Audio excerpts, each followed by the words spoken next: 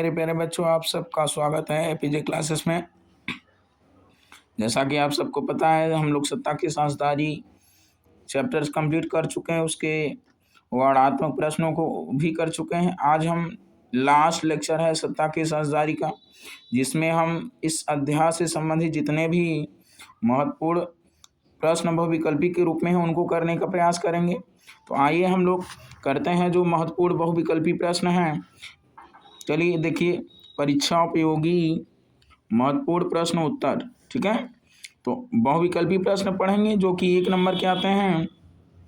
तो निम्न में से किन एशियाई देशों में भाषा और जाति संघर्ष की समस्या थी। तो अब यहाँ पर देखिए 4 ऑप्शन दिया: लेबनान व श्रीलंका, अफगानिस्तान व सीरिया, यमन व लीबिया, ईरान व इराक। तो हमने जो पढ़ा था लेबनान व श्रीलंका, तो ऑप्शन नंबर 1 कौन सा? ऑप्शन नंबर 1 सही हो जाएगा।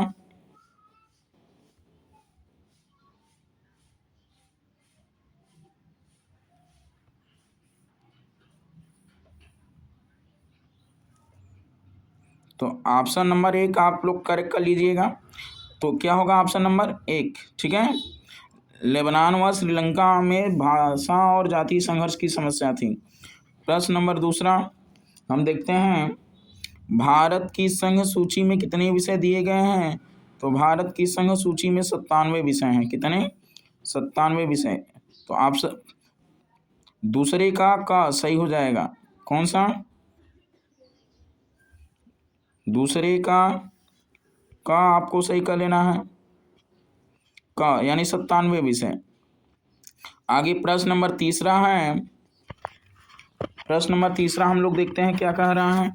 प्रश्न 3 कह रहा है, लेबनान के संदर्भ में क्या सही नहीं है।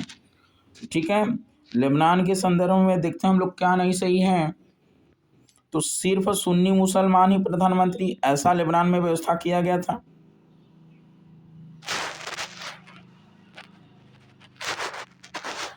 तो ये सही है। दूसरा है, संसद का अध्यक्ष शिया मुसलमान होना चाहिए, ये भी बात सही है। राष्ट्रपति कैथोलिक धर्म का होना चाहिए, भी सही है। और उप प्रधानमंत्री ये होगा यहूदी, ये नहीं सही है। तो ऑप्शन नंबर घ यानी डी वाला आप लोगों को इनकरेक्ट इसमें है, यही होगा। ठीक है, आपको पता रहे। अब आगे हम देखते हैं 4था वाला प्रश्न, सत्ता की साझेदारी ठीक है। कह रहा है सत्ता की साझेदारी ठीक है। क्या कह रहा है? सत्ता की साझेदारी ठीक है, क्योंकि यह विभिन्न सामाजिक समूहों के बीच टकराव को बढ़ावा देती है। तो गलती हो गया। ठीक है, आगे यह राजनीति में अस्थिरता को सुनिश्चित बनाती है, ये भी गलत है। तो इसमें से जो एकदम स्पष्ट है कारण वो हमें बताना। तो इसमें विभिन्न सामाजिक समूहों की बीच टकराव का अंदेशा कम हो जाता है, ये बिल्कुल क्या होगा? सही। तो सत्ता की साझेदारी ठीक है कि इसमें विभिन्न सामाजिक समूहों के बीच टकराव का अंदेशा क्या हो जाता है? कम हो जाता है। आगे प्रश्न नंबर 5 हम लोग पढ़ते हैं, बेल्जियम में सामान्य रूप से कौन सी 2 भाषाएं बोली जाती हैं।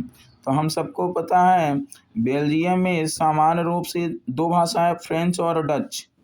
क्या बताना है आपको? फ्रेंच और डच। क्या बताना है? फ्रेंच और डच सही होगा ना। आगे देखते हैं हम लोग, तो बेल्जियम में 2 भाषाएं बोली जाती हैं, डच और फ्रेंच।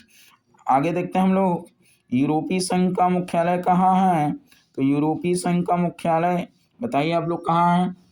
तो हम लोग देखते हैं बेल्जियम, यानी बेल्जियम की राजधानी कहाँ पर? ब्रुसेल्स में। यूरोपीय संघ का मुख्यालय बेल्जियम में, यानी बेल्जियम की राजधानी ब्रुसेल्स में है। ठीक है, आगे है, निम्नलिखित में से कौन सा उदाहरण सत्ता के क्षैतिज वितरण का है। तो हमने सत्ता का क्षैतिज वितरण में बताया था कि विधायिका, कार्यपालिका और न्यायपालिका जो बंटवारा है, ये सत्ता का क्षैतिज वितरण है। तो विभिन्न राज्यों की भी सत्ता का बंटवारा, ये भी नहीं है। सरकार के विभिन्न अंगों की भी सत्ता का बंटवारा, तो एक ख वाला सही हो जाएगा। सरकार के विभिन्न अंगों के बीच सत्ता का बंटवारा ये क्षैतिज वितरण का क्या है, उदाहरण है। ठीक है, सरकार के विभिन्न अंगों के बीच सत्ता का बंटवारा क्षैतिज वितरण का उदाहरण है। आगे हम देखते हैं, सरकार के उच्च स्तर से निम्न स्तर के बंटवारे को कहते हैं। तो सरकार के उच्च स्तर से निम्न स्तर के बंटवारे को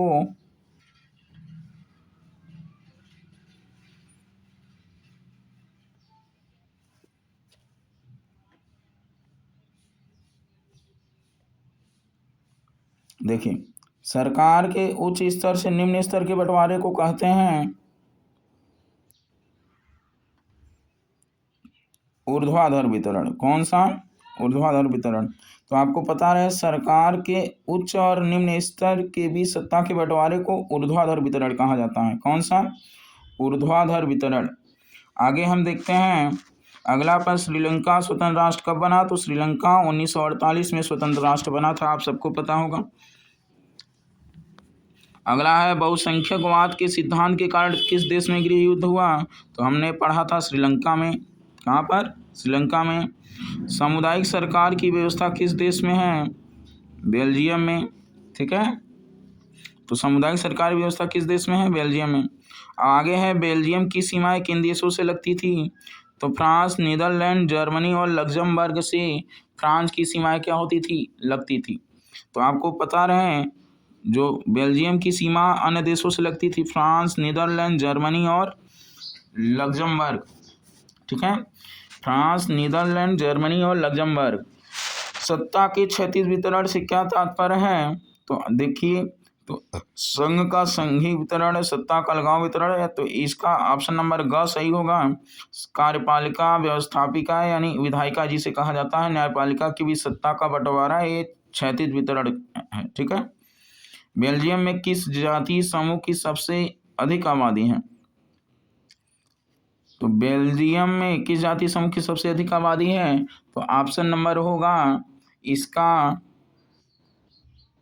14 का। आप लोग बताइए क्या होगा। तो 14 का ख होगा।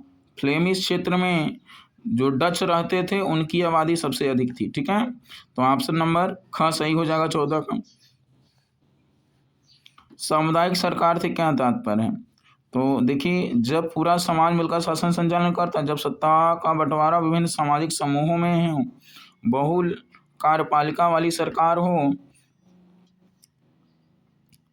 या मंत्रियों की सामूहिक जिम्मेदारी वाली सरकार नहीं। तो जब सत्ता का बंटवारा विभिन्न, सॉरी ये नहीं होगा, ख वाला होगा। जब सत्ता का बंटवारा विभिन्न सामाजिक समूहों के बीच हो। ठीक है,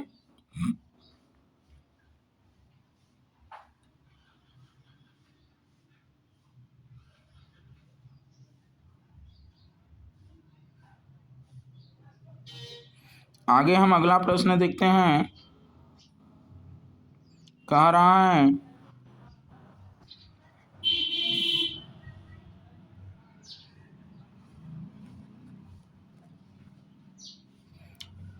बेल्जियम की सामुदायिक सरकार में निम्नलिखित में से किसके मध्य सत्ता की साझेदारी है। तो विभिन्न सामाजिक समूहों के मध्य, शासन के विभिन्न अंगों के मध्य, केंद्र और राज्य सरकार के मध्य, या राज्य सरकार और सामुदायिक सरकार के मध्य। तो इसमें बताइए कौन सा सही होगा। आप लोग नहीं पता, तो इसमें होगा बेल्जियम की सामुदायिक सरकार में निम्नलिखित से सत्ता जो है वो आपका घ वाला सही होगा, ए वाला आंसर सही होगा, राज्य सरकार और सामुदायिक सरकार के मध्य। तो इसमें ऑप्शन नंबर 16 का घ वाला सही हो जाएगा, राज्य सरकार और सामुदायिक सरकार के मध्य।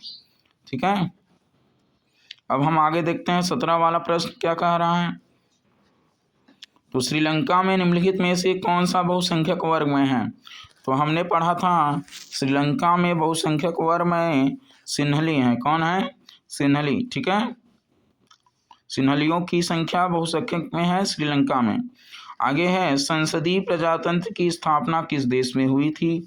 तो संसदीय प्रजातंत्र की स्थापना यानी संसदीय व्यवस्था इंग्लैंड में है, ब्रिटेन में। ठीक है, निम्नलिखित में से किस देश का विभाजन धर्म तथा जाति के आधार पर हुआ था। तो आगे हम लोग देखते हैं किस देश का विभाजन धर्म जाति के आधार पर हुआ था, तो बेल्जियम का विभाजन धर्म और जाति के आधार पर हुआ था। विभिन्न स्तरों पर सत्ता का बंटवारा क्या कहलाता है, तो विभिन्न स्तरों पर सत्ता का बंटवारा संघीय सरकार कहलाता है।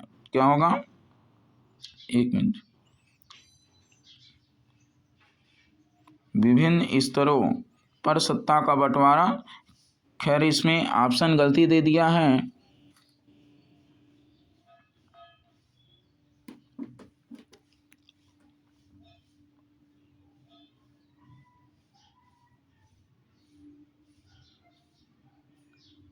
इसमें ऐसे होना तो संघीय सरकार चाहिए, खैर सामुदायिक सरकार दे दिया है, ठीक है। इसमें संघीय सरकार होना चाहिए। विभिन्न स्तरों पर जो बंटवारा है उच्च स्तर से निम्न स्तर का, अगर नहीं तो अगर विभिन्न स्तरों पूछेगा, अगर उच्च से निम्न पूछेगा तब तो हम संघीय लगा देंगे, नहीं तो हम सामुदायिक सरकार, ठीक है। और बोलेगा उच्च स्तर से निम्न स्तर तो हम संघीय सरकार पर लगाएंगे। आगे हम लोग देखते हैं नेपाल में राजतंत्र की समाप्ति कब हुई, तो नेपाल में राजतंत्र की समाप्ति 2008 में, कब, 2008 में हुआ था। निम्नलिखित देशों में कहाँ संघात्मक शासन नहीं है, तो बताइए निम्नलिखित देशों में कहाँ संघात्मक शासन नहीं है, तो हमारे यहाँ संघात्मक शासन नहीं है, ठीक है।